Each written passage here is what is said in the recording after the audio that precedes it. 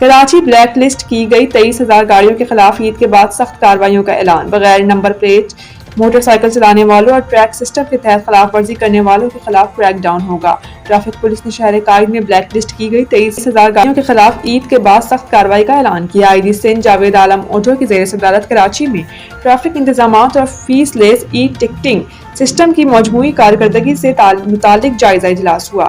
Central police office Karachi میں منعقدہ اجلاس میں additional I G Karachi, D I G Sindh police, highways patrolling, security and emergency division, headquarters traffic Karachi, T N T, I T, D G safe city authority سمیت دیگر police افسران نے شرکت کی۔ اجلاس کے شرکاء کو D I G traffic Karachi نے رمضان المبارک کے آخری عشرے میں کیے جانے والے ٹریفک انتظامات اور traffic regulation and citation system کی مجموعی کارکردگی پر تفصیلی بریفنگ دی۔